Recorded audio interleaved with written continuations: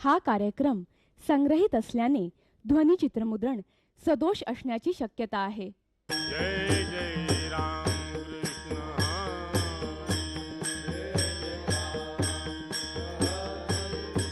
जय जय राम कृष्ण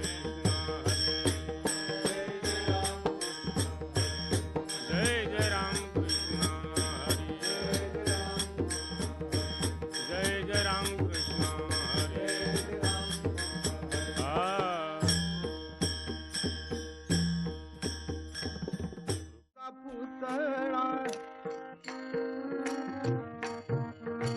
कैवल्याचा पुतळा प्रगटला भूतळा प्रगटला भूतळा चैतन्याचा जीवाळा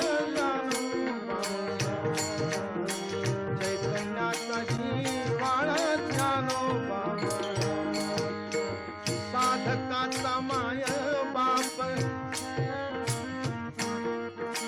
साधकाचा माय बाप दर्शने हरे ताप दर्शने हरे ताप सर्वाभूती सुख रूप ज्ञानोबाला सर्वाभूती सुख रूप ज्ञानोबा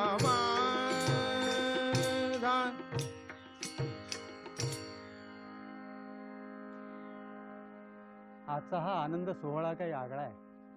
इथं व्यासपीठावर वारकरी संप्रदायाचे अध्वर्यू महावैष्णव बाबा महाराज सातारकर बसले आहेत. तर माझ्या समोर ज्ञानेश्वर महाराजांच्या परंपरेतले आमचे सद्गुरू दादा महाराज सांगवडेकर, त्यांच्या शेजारी वेदमूर्ती सकृ उर्फ बापूसाहेब देवधर आणि आपण सर्व श्रोते सज्जन असे संत श्रोतियांची मांडळी जमलेली पाहिल्यावर मला नेवासी इथं ज्ञानेश्वर महाराजांनी ज्या शिवालयात ज्ञानेश्वरी सांगितली ते शिवालय डोळ्यासमोर दिसू लागले आणि म्हणून हा आनंद सोहळा काही आगळा आहे. शके 1212 तई टीका केली ज्ञानेश्वरे सच्चिदानंद बाबा आदरे लेखकू जाहला. ही ज्ञानेश्वरीतली शेवटची ओळी आहे आणि यातला हा जो चरण आहे शके 1212 या चरणानं ज्ञानेश्वरी लेखन सोहळा सिद्धीला गेल्याची कालमुद्रा उमटवली आहे.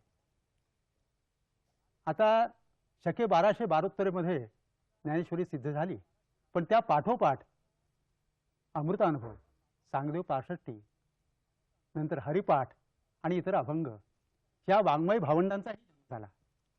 तेव्हा या ज्ञानदेवांच्या कालातीत वाङ्मयाला कालरेषेची कृत्रिम मर्यादा न घालता जर विचार केला तर हा जो सप्त जन्म शताब्दी सोहळा चालू आहे हा केवळ ज्ञानेश्वरीचंच न म्हणता हा ज्ञानदेवांच्या समग्र वाङ्मयाचं म्हणावा किंवा असं म्हणणं हे अधिक योग्य होईल असं वाटतं. गेली 700 वर्ष ज्ञानेश्वरी हा ग्रंथ मराठी माणसानं आपल्या मस्तकी सुवर्ण मुकुटासारखा मानाने मिळवलाय. तर त्याच्या हृदय सिंहासनावर ज्ञानेश्वर महाराज चक्रवर्ती सम्राटाच्या थाटात विराजमान झालेले आहेत. ज्ञानेश्वरीतल्या 9000 ओव्या या भक्त भाविकांना संजीवन देणाऱ्या अमृतधारा आहेत. ज्ञानेश्वरांना आपण सगळेजण माऊली म्हणतो आणि हे बरोबरच आहे, कारण ज्ञानेश्वरी महाराजांचा किंवा या माऊलीचा प्रेमपान्हा पिऊनच संतांच्या पिढ्यानपिढ्या पोचल्या गेल्या आणि आजही पोचल्या जात आहेत. ज्ञानेश्वरी हा ग्रंथ ज्यांनी शिरोधार्य मानला आणि आयुष्यभर मस्तकी मिरवला ते दादा महाराज, सद्गुरू दादा महाराज सातारकर यांना वारकरी संप्रदायात फार मोठं स्थान होतं आणि तीच परंपरा त्यांचे चिरंजीव सद्गुरू आप्पा महाराज यांनी पुढे प्रवाहित केली आणि दादा महाराजांचे नातू आज जे आपल्या पुढे बाबा महाराज बसले आहेत हे ती परंपरा अधिक वेगानं प्रवाहित करतायत आणि त्या प्रवाहात आपल्यालाही त्यांनी मिसळून घेतलेला आहे. ही भक्तिप्रेमाची परंपरा बाबांच्याकडं जशी सद्गुरू दादा महाराजांच्याकडून आली आणि तो प्रेमपान्हा माऊलीचाही ते प्याले आणि दादा महाराजांचाही प्याले आणि त्यामुळं काय झालं तर ज्यावेळी बाबांचं आपण दर्शन घेतो त्या बाबांचं दर्शन हे अधिक सुंदर आहे, गायन अधिक सुंदर की निरूपण अधिक सुंदर हे ठरवणं अवघड होतं. माऊलीच्या शब्दात कौतुक करायचं झालं तर असं म्हणता येईल, ऐका रसाळपणाची या लोभा, की श्रमणीची होती जिभा, बोले इंद्रिया लागे कळंभा एकमेका. कैवल्याचा पुतळा या मालिकेत प्रवचन, भजन आणि निरूपणासह विरहिणी गायन असं अशा स्वरूपात बाबा महाराज ज्ञानेश्वर माऊलीच्या अंतरंगाचं दर्शन आपणा सर्वांना घडवणार आहे. भाव धरून यावाची ज्ञानेश्वरी, भाव धरून यावाची ज्ञानेश्वरी, कृपा करी हरी दया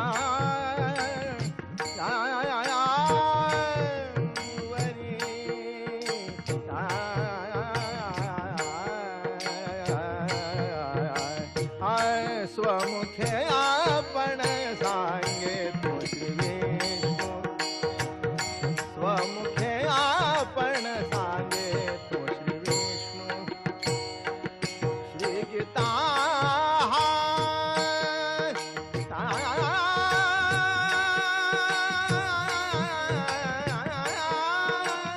प्रश्न, श्री गीता हा प्रश्न अर्जुने स्वमुखे आपण सांगे श्री विष्णू, हाय स्वमुखे आपण सांगे श्री विष्णू, हाय त्याची ज्ञानेश्वरी वाचे वदता साजे, त्याची ज्ञानेश्वरी वाचे वदता साजे. भय काळी काळाचे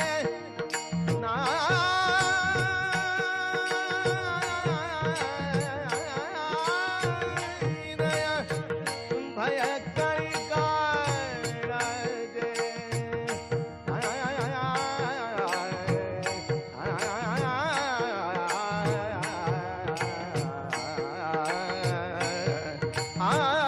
भय काळी काळाचे नाही तया, स्वमुखे आपण सांगे तो श्री विष्णू, स्वमुखे आपण सांगे तो श्री विष्णू. एका जनार्दनी संशय सांडोनी, एका जनार्दनी संशय सांडोनी, दृढ धरी मनी, दृढ धरी मनी, दृढ धरी मनी, दृढ धरी मनी, दृढ धरी मनी, दृढ धरी मनी. ज्ञानेश्वरी, ज्ञानेश्वरी, हा हा हा ज्ञानेश्वरी, ज्ञानेश्वरी, हा ज्ञानेश्वरी, स्वमुखे आपण सांगे तो श्री विष्णू, स्वमुखे आपण सांगे तो श्री विष्णू. श्री गीता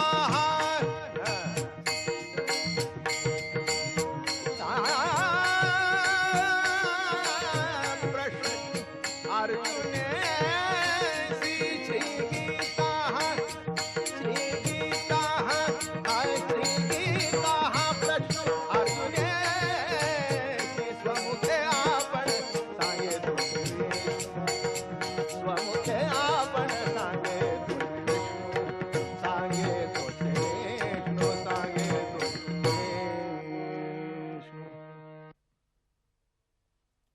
माऊली महावैष्णव ज्ञानेश्वर भगवान आणि भगवान प्रभुपाल कृष्णजींनी अर्जुनाला सुखमय, आनंदमय, पावनमय जीवन करणारी श्रीमद भगवद्गीता सांगितली. निर्गुण निराकार परमात्मा भक्त राजाला गीता सांगण्याकरता मुख घेऊन आला. किती कौतुकाचा भाग आहे. वेदांत शास्त्रामध्ये भगवंताचं वर्णन करताना आम्ही करतो तो आज्य आहे, अव्यय आहे, अनंग आहे, पेंदा आहे, निकवडा आहे, अचक्षु आहे, अचरणू आहे. असा परमात्मा ज्ञानोबाराय म्हणाले, दोवरी दोन्ही भुधा घेऊन अलिंगावया लागोनी तयाचे अंग, तया संघाचे सुरवाडे मद विदेहा देह धरणे घडे, किंबहुना आवडे निरुपम. भक्त राजाला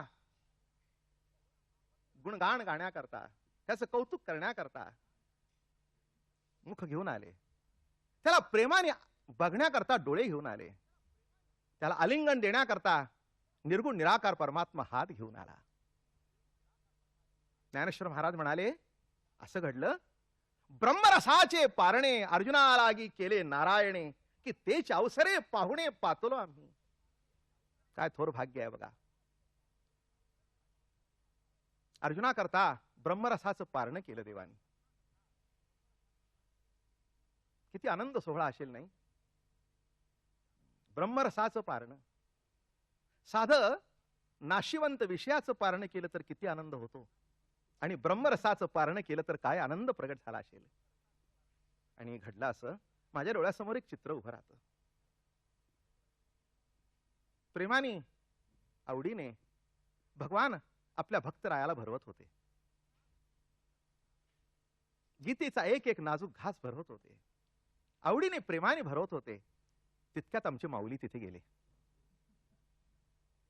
ब्रह्मरसाचे पारणे अर्जुना लागी केले नारायणे, तेच अवसरे अवसरे. आणि असे भरवतायत, घास भरवतायत अर्जुनाला, शब्दरूपी प्रेमरूपी घास भरवतायत. आणि बघितल्यानंतर आता हेही तितकंच लाडकं लेकरू. ज्ञानोबाराय तिथे आले, आमची विश्व माऊली तिथे प्रगट झाली. ज्ञानोबाराय तिथे प्रगट झाल्यानंतर भगवंताला कळेना काय करावं. ते म्हणले, या या ज्ञानराया, या ज्ञानराजा, या या. आणि असं भरलेलं ताट पुढे ठेवलं माऊलीच्या. भक्ती आहे, प्रेम आहे, ज्ञान आहे, वैराग्य आहे, योग आहे. अरे काय काय ब्रह्मरसाची पक्वान त्या ताटात नव्हती. नुसतं बघूनच पोट भरलं. भरावं अशी संपन्न ताट होतं ते. आमच्या आईने हातामध्ये घास घेतला, घास घेतला, पण गळ्याखाली उतरे ना. हातामध्ये घास घेतला, गळ्याखाली उतरे ना. भगवान बघतायत. ते म्हणाले, ज्ञानराया, ज्ञानराजा बाप्पा, जेवा ना. ते म्हणले, प्रभू खरं सांगू, माझ्या पुढे एवढं ब्रह्मरसाचं ताट तुम्ही भरून ठेवलं, पण माझ्या लेकरांची आठवण होती. ती अनंत कालपासून उपाशी आहेत.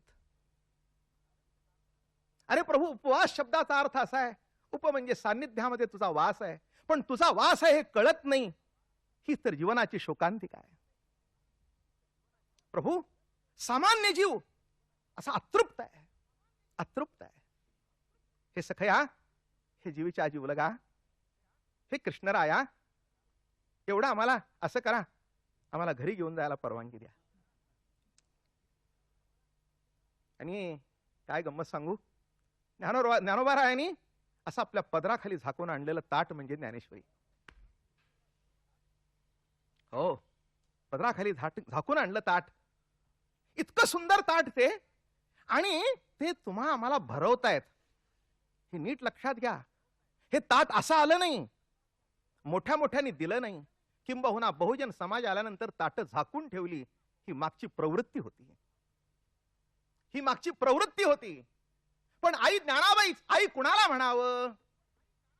ऐका, नाथ बाबा वर्णन करताना म्हणाले, कृपाळ उदार माझा ज्ञानेश्वर, त्या नमस्कार वारुमार, न पाहे याती कुळाचा विचार, भक्त करुणा कर ज्ञानाबाई, भक्त करुणा कर ज्ञानाबाई. असं नाथ बाबा जेव्हा गातात, खरंच करुणा कर. नाही का, आपल्या पोटाची चिंता करते ती घरातली स्वयंपाकीन. स्वयंपाकीन स्वयंपाक करता की नाही, जेवण वाढण्यापूर्वी स्वतःच काढून ठेवते. ती स्वयंपाकीन असते. तिला असं वाटतं, न जाणो ह्या पंक्तीला बसलेल्या माणसाने सर्वच जर खाऊन टाकलं तर मला काय शिल्लक राहणार. अशी परमार्थात सुद्धा स्वयंपाकिनी खूप होत्या. आई ज्ञानाबाई अशी होती, तशी आई असते, आपल्या लेकरांना वाढते. काही काही वेळेला असं होतं, वाढता वाढता की नाही त्या भांड्यामध्ये काहीच शिल्लक राहत नाही. मालक विचारतात, मुलं विचारतात, आई तुला आहे का? हो, भरपूर आहे, भरपूर आहे. पण ती मुलं पोटभर जेवल्यानंतर त्या आईचं पोट भरतं. मग मालक येऊन, अगं भांड्यात तर काही शिल्लक राहिले नाही. अहो काय माझं मेलेचं घेऊन बसता, मी तर रोजच जेवते, पण तुम्ही आणि बाळा इतके पोटभर जेवला, ते बघूनच माझं पोट भरलं. नामे आई, नामे आई. तसं आई ज्ञानाबाई शब्दाचा अर्थ तसा आहे की सर्वसामान्यातला सामान्य जीव पोट भरून जेवला, इथेच आमच्या आईचं पोट भरलं. म्हणून जनाबाई सुद्धा वर्णन करताना म्हणते, विवेक सागर सखा माझा ज्ञानेश्वर, मरोनिया जावे बा माझ्याच्या पोटा यावे, ऐसे करी गा माझ्या भावा सखया माझ्या ज्ञानदेवा. गोड वर्णन करतात. ज्ञानराजा माझा सखा आहे, माझा जीवीचा जीवलग आहे. सखया नाही का, मी व्याख्या करतो. मित्र कुणाला म्हणावं? ज्याच्याबरोबर बाहेर जायला आवडतं, सिनेमा बघायला आवडतो, नाटक बघायला आवडतो, तो मित्र. जीवलग कुणाला म्हणावं? ज्याच्याजवळ आपल्या अंतःकरणातलं गुज सांगावंसं वाटतं, तो जीवलग. पण सखा कुणाला म्हणावं? ज्याला न सांगता अंतःकरणातलं कळतं, तो सखा. जीवलगाला सांगावं लागतं, सख्याला सांगावं लागत नाही. बघितल्यावर पाठीवर थाप पटली, का रे बाबा तुझा चेहरा उदास का? तसा अनेक जीवांचे उदास चेहरे आई ज्ञानाबाईंनी बघितले. का रे बाबा, अंतरात्मा जवळ असून सुद्धा उदास का रे? अशी तुझी अवस्था का झाली? आणि ही ज्ञानोबारायचं उदारपण बघून असं ताट भरून आणलं भगवंताजवळ आणि असे भरवू लागले. पसरोनी चोची वचने ही करुणेची. तुकोबाराय लिहितात, कसं भरवलं नाही का? पसरोनी चोची वचने ही करुणेची. ज्ञानोबाराय का तुकोबाराय का पक्षिणीचा दृष्टांत देतात. एक पिल्लं झाली की नाही, त्या पिलांना खाता येत नाही, त्यांना चोच सुद्धा वासायचं कळत नाही. मग ती काय करते? चारा आपल्या तोंडात घेते, चावते, आपली चोच त्या पिल्लाच्या तोंडात घालते, चोच उघडते आणि मग त्याला भरवते. तसं आई ज्ञानाबाईंनी हे ज्ञानेश्वरी आम्हाला भरवली. काय सांगू ज्ञानेश्वरी बद्दल? जितकं सांगावं तितकं अंतःकरण भरून येतं. ज्या आईने आपल्यावर अनंत उपकार केले, त्या आईचं वर्णन करताना किंबहुना त्याचं स्मरण झाल्याबरोबर जसं अंतःकरण प्रेमाने भरून येतं, तसं ज्ञानराज माझी योग्याची माऊली, जेणे निगमवल्ली प्रकट केली. गीतालंकार नाम ज्ञानेश्वरी आणि ब्रह्मानंद लहरी हेलावली. हेलावली लहरी आहे ती ब्रह्मानंदाची. सहज स्वभावता प्रगट होती ती लहर. तसं सर्व सुखाची लहरी आणि ज्ञानाबाई अलंकापुरी. बरं का, लहर अशी येते सहज स्वभावता, अवजून नाही. अवजून येतं ती निराळं असतं. तुम्ही नाटका सिनेमामध्ये प्रेम बघताना अवजून असतं,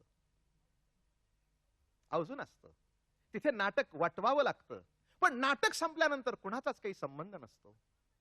इथे वटवायचं काही नाही, आहे ते प्रगट करायचंय आणि आहे ते सहज स्वभावातून प्रगट होत आहे. आणि म्हणून किती सांगू ज्ञानेश्वरी बद्दल? एवढ्या थोड्या वेळामध्ये काय सांगावं काय नाही. ज्ञानेश्वरी सांगण्याकरता आमचं आयुष्य गेलं तरी अजून असं वाटतं किती सांगावं. तरी पण हा एक प्रयत्न आहे ज्ञानेश्वरी घरोघरी पोचवण्याचा. ज्ञानेश्वरी घरोघरी पोचवण्याचा. ज्यांनी ज्ञानेश्वरी बघितली त्यांच्या करताही आणि ज्यांनी बघितले नाही त्यांच्या करताही. नाही का? बघा समोर ज्ञानराज बसलेले आहेत. ज्ञानेश्वरीचं पान जे उघडलंय ना तिथेच ते लिहित आहेत, आता हृदय आपले सौफाळुनिया भले वरी बैसवू पावले श्री गुरुची. सद्गुरूच्या आधाराने सर्व करतात. काल मी म्हटलं ना, जीवनामध्ये आधार असेल तर जीवनाला धार असते. आधाराशिवाय जीवनाला धार नाही. म्हणून आधार शक्तीच्या अंकी वाढविसी कौतुके हृदयाकाश पल्लकी पर्ये देशी निज. ज्ञानेश्वरीमध्ये म्हणाले 12व्या अध्यायामध्ये आधार शक्तीच्या अंकावर वाढवलं. जसं एकुलते एक लेकरू असावं आणि ती मांडीवर खाली ठेवत नाही, तसं जीवाला माऊलीने खाली ठेवलं नाही. बाकीच्यांना झाले पण डुंकून बघितलं नाही. अनाथ आश्रमाच्या पाळण्यात टाकून दिलं. कुणीतरी घ्यावं, जगलं तर जगलं, नाही तर मेलं तरी कुणी रडायला मागे नाही. ज्ञानोबारायाला जी बाळ झाली, केवढं मोठं अफाट विश्व आहे, त्या विश्वाला मांडीवर घेतलं. म्हणून हे धर्मकीर्तन विश्वरूपाला अर्पण केलंय. नाही का? विश्व स्वधर्म सूर्य पाहो. विश्व नाही का? इथे असं म्हणाले नाहीत आळंदीकर सुखी हो, पुणेकर सुखी हो, नाही का, महाराष्ट्रातले सुखी हो, हिंदुस्थानातले नाही. विश्व स्वधर्म सूर्य पाहो. माझ्या मायबापाला विश्वाची काळजी. आणि म्हणून अशा प्रतितीतून जे प्रगट झालं अलौकिक अनुभव, अलौकिक भाव, त्या भावार्थ दीपिकेचं नाव ज्ञानेश्वरी. ज्ञानेश्वरी ते वर्णन करतात या ठिकाणी. एत चातुर्य शहाणे झाले प्रमेय रुची स्यादी. काय गोड आहे नाही? काय इथे अशा ओव्या आहेत बघा. काही काही वाङ्मय असं वाटतं दगडासारखं जिभेखाली आल्यासारखं वाटतं. आणि ज्ञानोबारायचा रसगुल्ला आहे बरं का. असा आला की नाही की खायला बरा वाटतो आणि मृदू मधुर रसाशी अशी चिळकांडी उडते. तेच चातुर्य शहाणे झाले आणि प्रमेय रुचीस आले. हो, चातुर्य शहाणं झालं म्हणतात ज्ञानेश्वरीत. खरंच आहे. हो, चातुर्याला सुद्धा कळलं की आपला चतुरपणा कसा वापरावा, नाही का. हे ज्ञानोबारायच्या ज्ञानेश्वरी शिकण्यासारखं आहे. हो, हे बघा, रागवायचं असेल ना तरी शिकावं माऊलीकडे कसं रागवावं. आणि इथे म्हणतात चातुर्य शहाणे झाले आणि प्रमेय रुचीस आले. प्रमेय होतं पण रुचीने नव्हतं. सिद्धांत होता पण रुचीने नव्हता. वृक्ष सिद्धांताची मांडणी होती बरं का. जेव्हा सिद्धांताची मांडणी करतात ना, माणसांना असं वाटतं, काही काही मंडळींना असं वाटतं हे दृष्टांत म्हणजे उगीच काहीतरी दिलंय. अहो, ज्ञानोबारायचा दृष्टांत की नाही, द्राष्टा दृष्टांताची करंगळी धरून चालतो बरं का. ज्ञानोबारायचा जो द्राष्टा आहे, सिद्धांत आहे, तो असा दृष्टांताची करांगळी घेऊन चालतो. आणि मग कळत असं वाटतं अरे याच्यातलं काय जाणावं काय नाही. ज्ञानेश्वरी म्हणजे 4,500 सिद्धांताच्या ओव्या आहेत आणि 4,500 दृष्टांताच्या ओव्या आहेत. हा भाग कशा करता पाडला? माणसांना वाटतं हे दृष्टांत उगीच वायफट नाहीत का? अरे दृष्टांताशिवाय कळणे इतके का तुम्ही आम्ही मोठे लागून गेलो? आणि मोठे असतील त्यांच्याकरता ज्ञानेश्वरी नाहीच आहे, लेकरांच्या करता आहे. लेकरांच्या करता आहे. ही ज्ञानेश्वरी कुणा करता आहे? म्हणून तुम्हाला ज्ञानेश्वरी केव्हा कळेल? माऊलीचं लेकर होईल तेव्हा. ज्ञानेश्वरी जिंकायला जाल तर जिंकता येणार नाही. एखादा म्हणेल की माझ्या स्वकर्तृत्वाने मी ज्ञानेश्वरी समजून घेईन. ज्ञानेश्वरी समजायची नसते, ज्ञानेश्वरी व्हायचं असतं. तुका म्हणे अंगे व्हावे जे आपण. तुकोबार आहे म्हणले होणं. परमार्थ म्हणजे काय? होणं. आई समजून घ्यायची नसते. आई समजून घेणं आणि आई होणं जमीन आसमानचा फरक. आईवर व्याख्यान देणं निराळं आणि आई होणं निराळं, नाही का. तशी एक लहान बालिका असते, 20 वर्ष घोकते आई आई आई आई आई आई.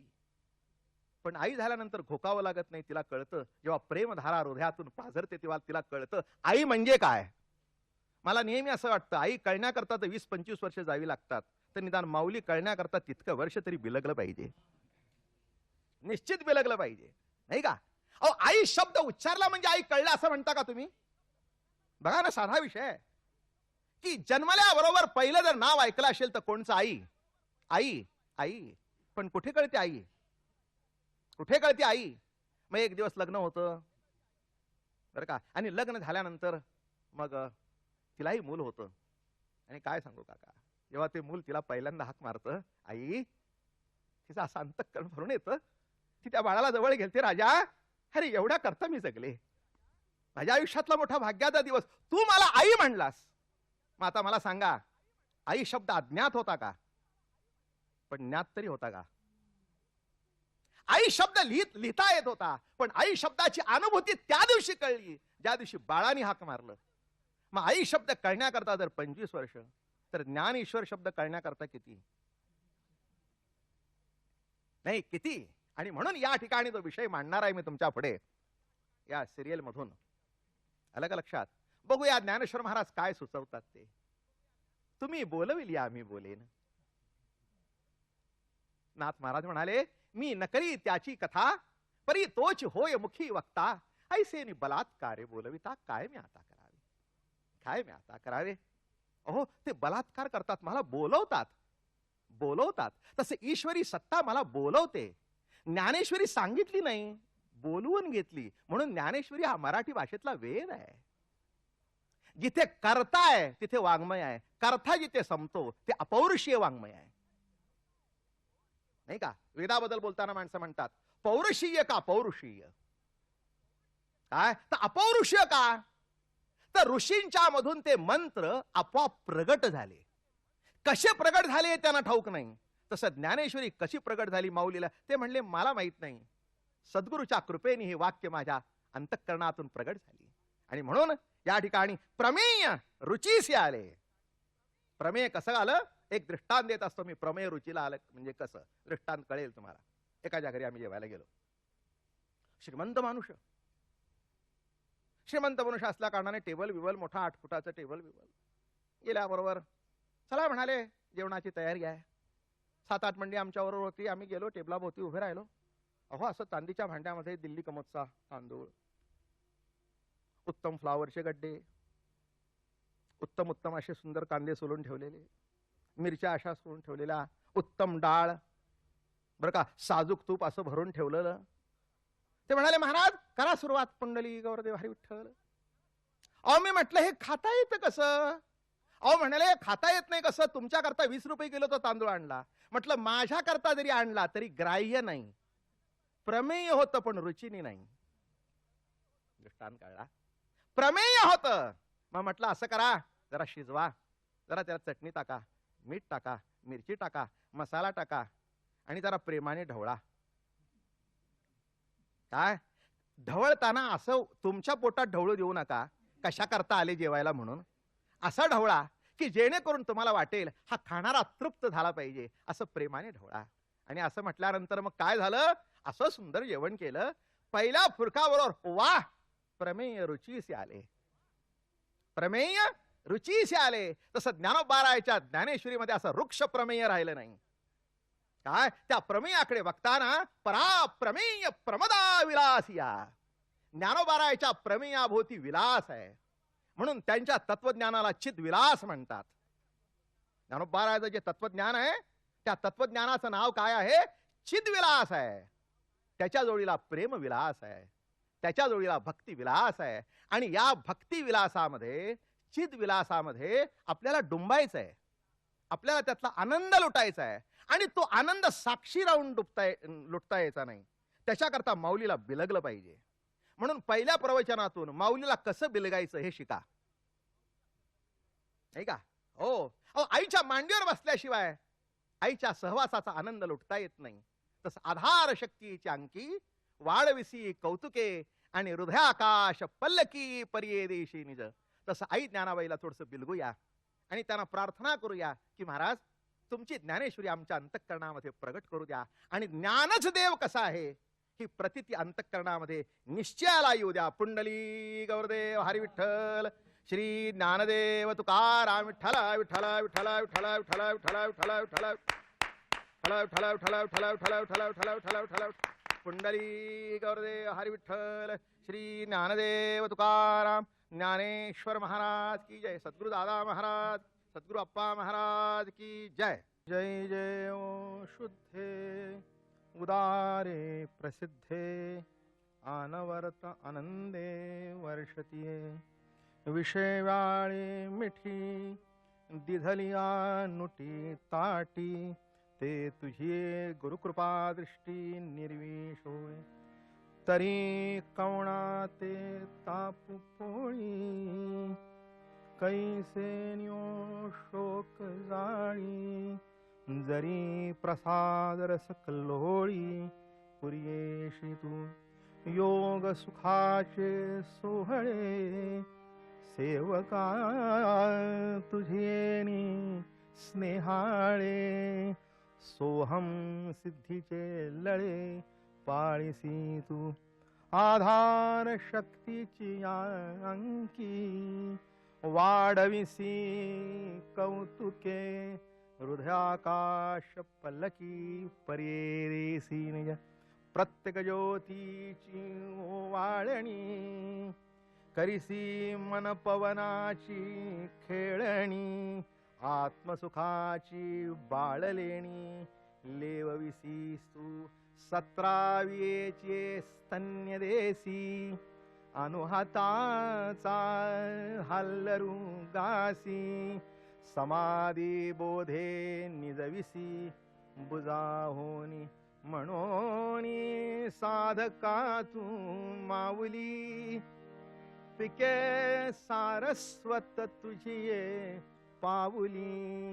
या कारणे मी सावली नसंडे तुझी. पुंडलिका वरदे हरी विठ्ठल. श्री ज्ञानदेव तुकाराम ज्ञानेश्वर महाराज, गुरुदादा महाराज, महाराज की जय.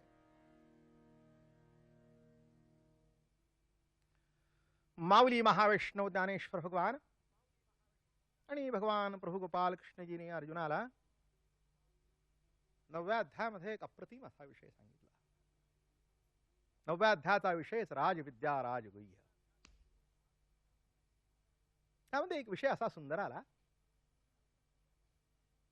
9व्या अध्यायाबद्दल किती सांगावं आणि काय सांगावं हा मोठा एक प्रश्नच आहे सगळा. 9व्या अध्यायाचं वर्णन करताना ज्ञानेश्वर महाराज म्हणाले, राम रावण रणी झुंजले कैसे, राम रावण रणी झुंजले तैसे. राम रावणाचं युद्ध कुणाबरोबर तुलना करावी, राम रावणासारखंच. तसं 9व्या अध्यायाचा महिमा. आणि ज्ञानेश्वर महाराज जेव्हा समाधीला जाऊन बसले तेव्हा अशी एक आख्यायिका आहे की त्यांनी पहिल्यांदा 9वा अध्याय वाचला आणि मग ज्ञानेश्वर समाधीला जाऊन बसले. म्हणून या मंगल समयी थोडस 9व्या अध्यायातला विषय बघूया. इथे एक असा प्रश्न उद्भवतो 9व्या अध्यायामध्ये की भगवान तर सांगतात हे ज्ञान श्रेष्ठ आहे, परम पवित्र आहे. हे ज्ञान ज्याच्या जवळ येईल त्याला राजनत्व प्राप्त होईल. असं श्रेष्ठ ज्ञान, परम पवित्र ज्ञान. पण एवढं श्रेष्ठ, एवढं पवित्र असून सुद्धा तरी पवित्र आणि रम्य तेवीची सुखोपाय गम्य आणि स्वसुख परम धर्म वरी आपण पे जोडे, आपण पे जोड असं पवित्र ज्ञान. पण म्हणाले देवा असं का घडतं, एवढं सुंदर एवढं पवित्र असून सुद्धा हे लोकांच्या पासून लांब कसं राहिलं, किंवा लोक त्याच्यापासून लांब कशी राहिली. मोठा प्रश्न कौतुकाचा आहे हा. याच्यात एक कळतं का आपल्याला की ईश्वरी सत्ता जीवाजवळ असून सुद्धा त्याचं ज्ञान शेवटचा श्वास जाई तोपर्यंत होत नाही. हेच एक मोठं आश्चर्य आहे, फार मोठं आश्चर्य आहे.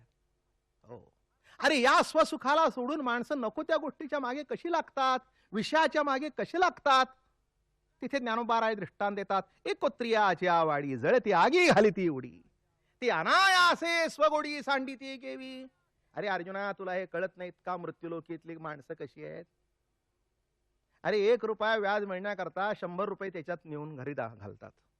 त्याला म्हणायचं 100 रुपये घे आणि 1 रुपया दे. काय माणसं आहे. एकोत्रियाची आवाडी, एकोत्रियाची आवाडी जळते आगी घालती उडी. अरे 1 रुपया व्याज मिळणार त्याच्याकरता 100 रुपये देतात.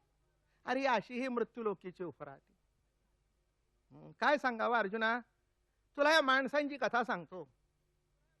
अरे तसं जर पाहिलं एरवी ज्ञानोबारायचा काय शब्दाचा झटका आहे हो. एरवी मी नसे ऐसे कौन ठिकाणा ऐसे, परी प्राण्याचे दैव कैसे मीच नाही म्हणती. काय मजा आहे का नाही. नाही का, घरभर लेकुरेन माझा घो कोणी सांगा. काय मोठी मजा आहे नाही हो. घरभर लेकुरे नाही का, घरात पाऊल टाकला बघाव ते इकडे इकडे पोर, इकडे पोर, इकडे पोर. आणि ती बाई विचारते माझा घो कोणी सांगा. घरभर लेकुरे. अरे तसं सर्व जग ईश्वरी सत्तेने नटलंय, किंबहुना त्याचा आविष्कार आहे. आणि यांना माझाच पत्ता नाही अर्जुना, काय रे करावं. देवाची अवस्था मोठी वाईट आहे हो. अहो जो श्वास चालवतो त्याला विचारत नाही, तो पैसे देतात म्हणून तुम्हाला कोण विचारत. ये मृत्यूलोकीचे उफराटे. आणि ज्ञानोबारायांनी हा विषय कळण्याकरता 9व्या अध्यायामध्ये असे सुंदर दृष्टांत दिले. ज्ञानोबारायाची दृष्टांताची एक कमाल असते. 3-3, 4-4 दृष्टांत देतात. आणि थोडस ज्ञानोबारायाच्या दृष्टांताची मजा बघूया आपण. या दृष्टांत सिद्धांताची ओळी पहिल्यांदा वाचतो मग दृष्टांत देतो. तैसा हृदयामध्ये मी रामू, असता सर्व सुखाचा आराम, पण भ्रांतासी काम विषयावरी. अरे हृदयामध्ये आराम राम वस्ती करू नये, पण या भ्रांताला विषयावर नजर आहे. एक लक्षात ठेवा, दृश्य वस्तूची आवड असणं हा संसार, आणि अदृश्य वस्तूवर लक्ष केंद्रित होणं हा परमार्थ. दृश्य विषयाच्या मागे लागणं संसार, आणि उलटून अदृश्य वस्तू बघणं हा परमार्थ आहे. बरं का, थोडस प्रपंचन परमार्थ लक्षात घ्या. इथे त्याच्याकरताच विषय मांडलाय. पाहे पहा, दूध पवित्र आणि गोड, पासी त्वचेच्या पत्राड पर ते अवघे रोनी गोछुड अशुद्ध काय न सेविती. अनुवारा सुंदर दृष्टांत देतात. पाहे पहा, अरे बघ बघ अर्जुना, तुझ्या लक्षात आलं का रे? तू कधी ती म्हैस गाय बघितलीस का? नाही. कालांतराने हे शहरातल्या लोकांना दिसणं मोठं अवघड आहे, नाही का? ते धार काढणं वगैरे वगैरे वगैरे जो प्रकार असतो, तेव्हा तिथे काय असतं, त्या गाईच्या किंवा म्हशीच्या असे जे सडा असतात की नाही, तिथे ते गोछड चिकटलेलं असतं बरं का. आणि त्या गोछडाची गंमत अशी असते, त्वचेच्या पदराड दूध असतं, पण ते गोछड दूध न घेता रक्तच घेतो. काय करावं या गोछडाला? काय करावं, काय करावं, नाही का? म्हणजे मी काही कुणाला म्हणत नाही, पण ज्ञानेश्वर महाराज म्हणतायत काय करावं या गोछडाला. तसा मीपणाच्या पडद्याच्या आड ईश्वरी सत्ता आहे, पण ही गोछड विषयाच्या अधीन झालेली त्वचेची आपदराड मीपणाच्या पडद्याच्या आड ईश्वरी सत्ता आहे. घुंग टाका पट खोल तुझे राम मिलेगा, नाही का? हा जो पट आहे, अरे त्याला पडदा बाजूला सार. तसा मीपणा जो तुझ्या आड आलाय सत्तेमध्ये तुझ्यामध्ये, नाही का? प्रत्येक मनुष्य म्हणतो मी केलं. हा मीपणा मोठा गमतीचा आहे, आणि मीपणाच्या पुढे जायला तयार नाही. तिथंच रक्त शोषण करतोय, तिथेच थांबलाय. जरा पलीकडे जा बेटा. अरे दूध आहे परम पवित्र. पाहे पा, दूध पवित्र आणि गोड. दूध पवित्र आहे आणि गोडी आहे, तसे सत्ता पवित्र आहे आणि गोडी आहे. काही वस्तू गोड असतात पण पवित्र नसतात. एका दृष्टांतात किती साधलंय बघा. मग गोड असतात. आता रस्त्यावर पडलेली ती काही ते बघा, रस्त्यावर ते जिलेबिया किंवा काहीतरी त्या माशा विषा घाण गटराच्या शेजारी उभा असतं, त्या सगळ्या माशा बसतात. माणसं म्हणतात काय हो काय गोड आहे. अरे गोड आहे पण पवित्र आहे का? अरे पवित्र आहे का? तसं दूध कसं आहे, एकदम डायरेक्ट आलेलं आहे, नाही का? तसं सत्ता कुठे स्पर्श नाही हो, एकदम डायरेक्ट पवित्र आणि गोड. पासी त्वचेच्या पदराड पर ते अवघेरोने गोछुड. आता काय करावं ह्या जीवरूपी गोछडाला? अरे तुझ्या लगत मी आहे, अरे पण मलाच ओळखत नाही. एरवी मगाची ओवी, मी नसे ऐसे कौन ठिकाणाचे, प्राण्याचे दैव कैसे. अरे सर्व आहे, आई आहे, बाप आहे, भाऊ आहे, बायको आहे, मुलं बाळ आहे, देव कुणाला माहित. असा हात कुणामुळे होते हेही कळत नाही, नाही का? असा हात कुणामुळे होतोय हे चाले हे शरीर.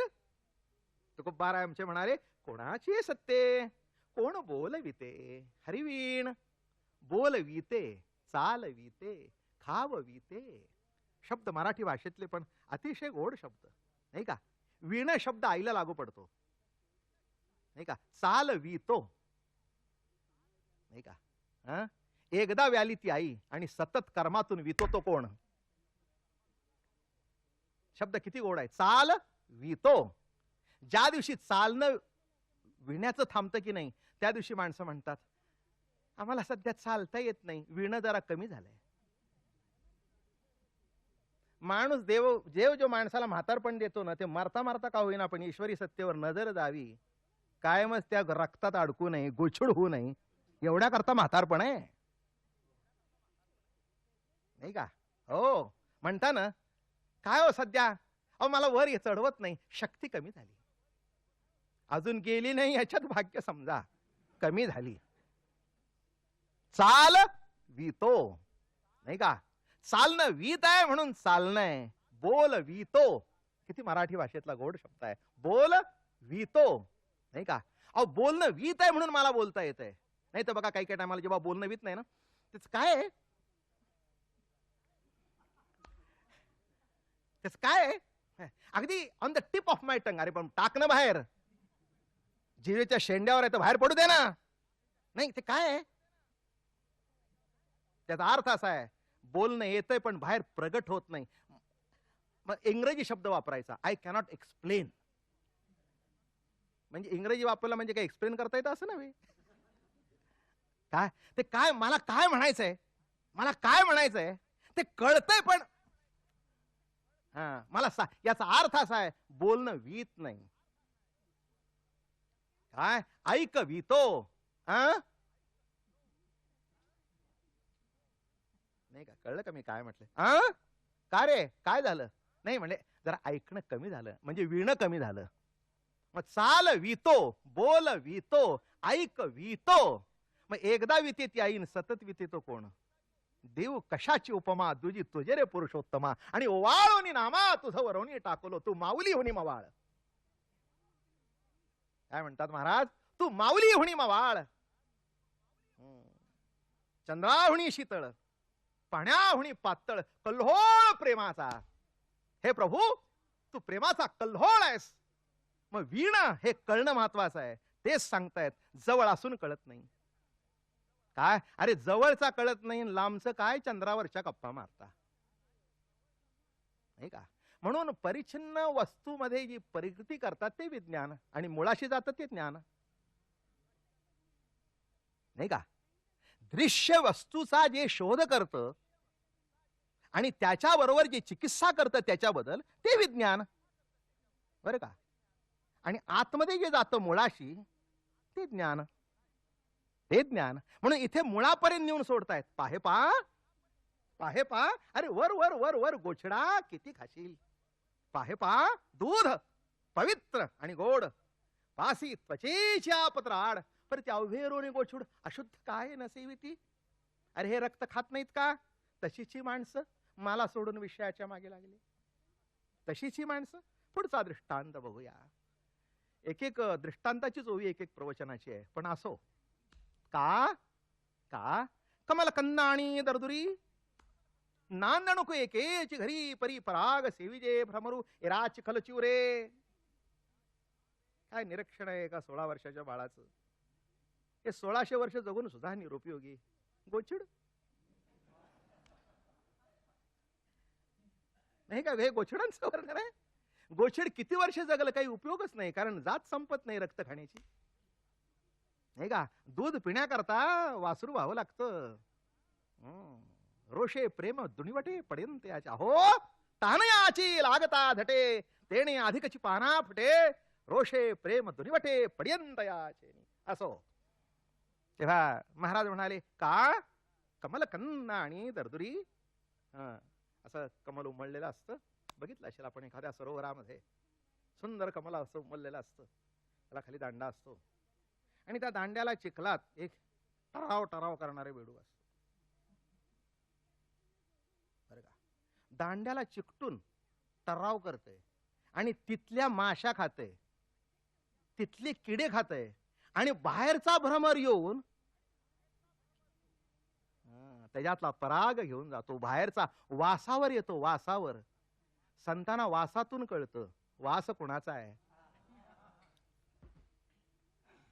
म्हणून परमार्थातले दूरवास होऊ नका, माऊली व्हा. हो हो, दुर्वास शब्दाचा अर्थच असा आहे, ज्याचा सत्तेपासून वास दूर, तो दुर्वास. म्हणून दुर्योधन पटला, कृष्ण पटला नाही, म्हणून परीक्षा बघायला आले. दूरवास, नाही का? तसं जीवाची अवस्था अशीच आहे, जीवाच्या लगत सत्ता आहे.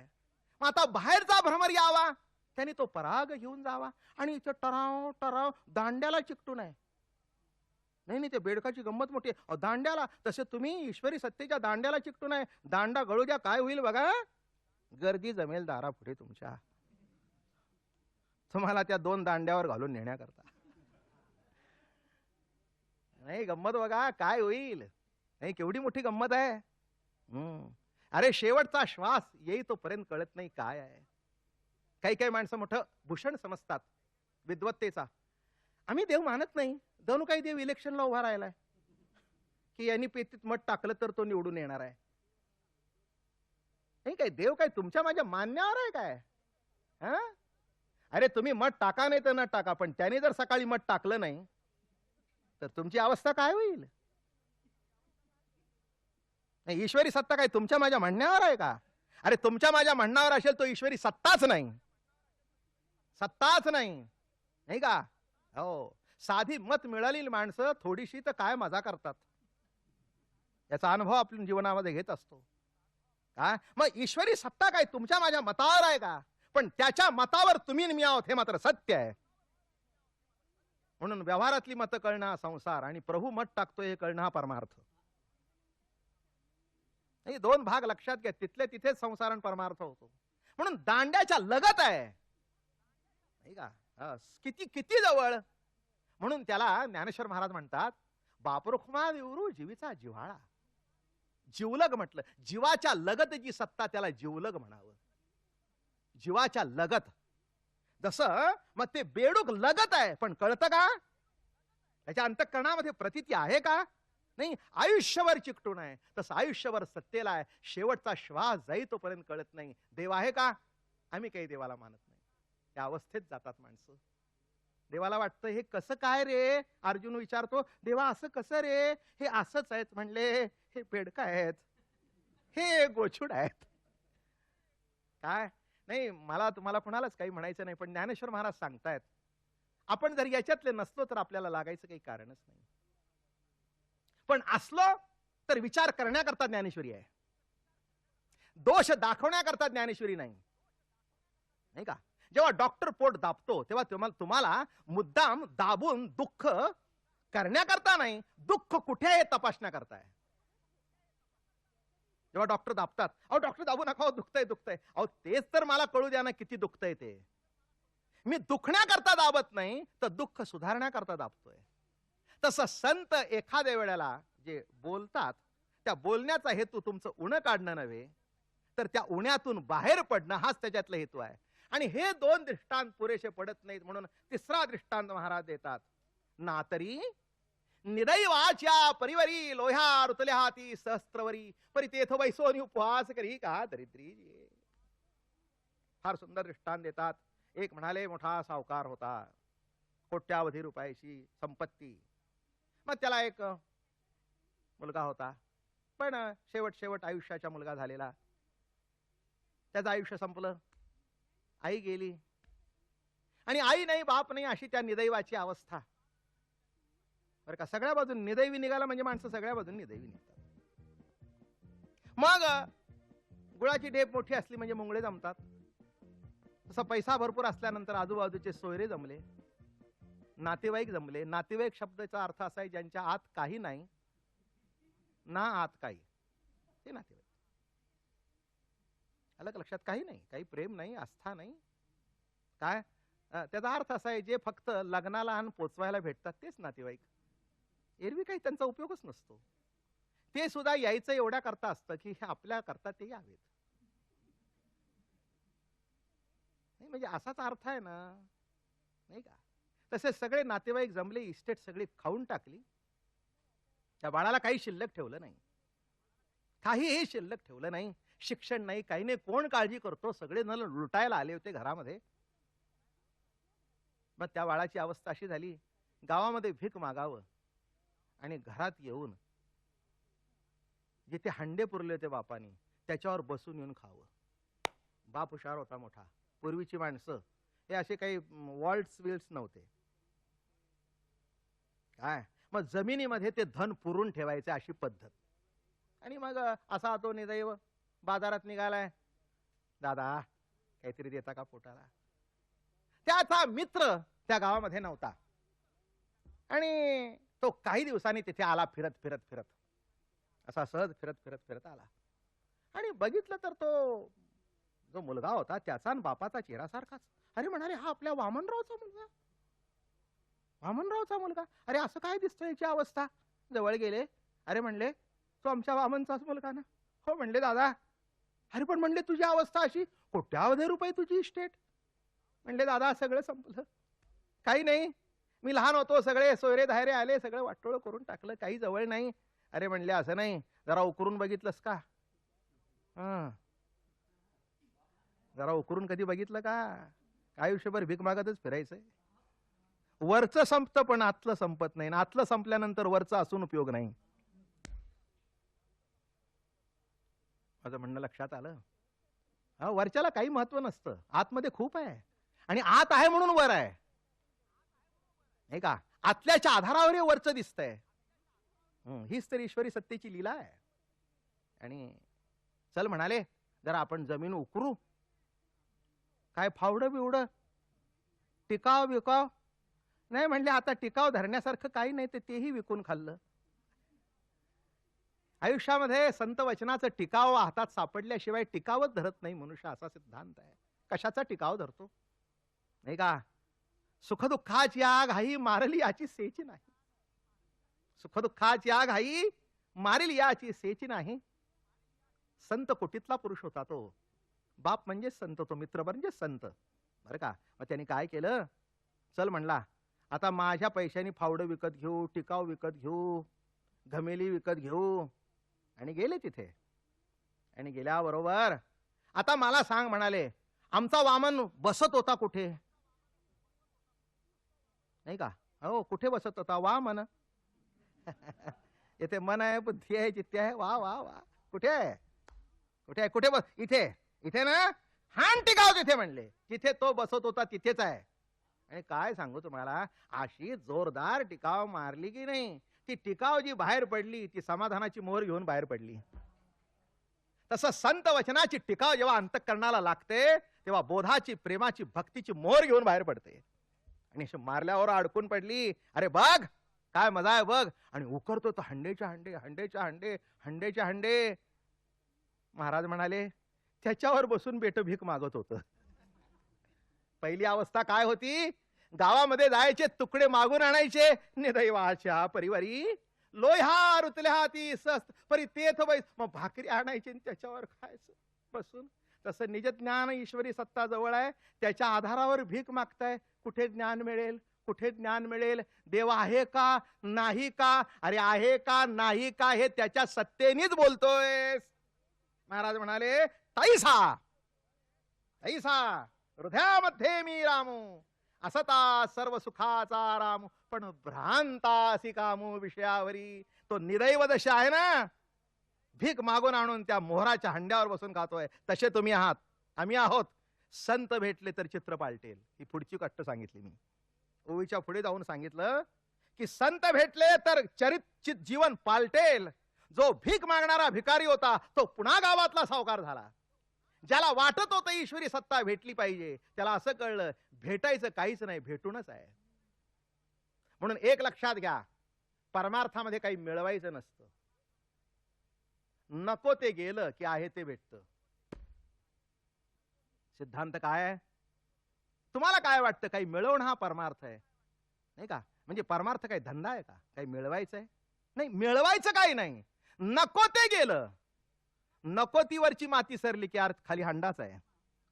तसं नको तो मीपणा, माझेपणा, अहम कर्तृत्व, अहम ज्ञातृत्व हे बाजूला सरलं की आतमध्ये बघावं तर मोहराचा हंडा आहे, निजज्ञानाचं दर्शन आहे. तैसा हृदयामध्ये मी रामू, असता सर्व सुखाचा आरामू, पण भ्रांतासी कामू विषयावरी. तुम्ही आम्ही माऊलीच्या कृपाने भ्रांत न होता आपल्या ठिकाणी वसत असणाऱ्या निजज्ञानाचे हंडे बघावे आणि त्या मोहराचं मालकी प्राप्त व्हावी, एवढीच माऊलीच्या चरणी प्रार्थना. पुंडली गौरदेव हरी विठ्ठल. श्री ज्ञानदेव तुकाराम विठ्ठल विठ्ठल विठ्ठल विठ्ठल विठ्ठल विठ्ठल विठ्ठल विठ्ठल विठ्ठल विठ्ठल विठ्ठल. पुंडलिका वरदे हरी विठ्ठल. श्री ज्ञानदेव ज्ञानेश्वर महाराज, सद्गुरु दादा महाराज की, महाराज की जय. महाराज ज्ञानेश्वर माऊली, ज्ञानराज माऊली तुकाराम. हा महाराज ज्ञानेश्वर, ज्ञानेश्वर, ज्ञानेश्वर माऊली, ज्ञानराज माऊली तुकाराम.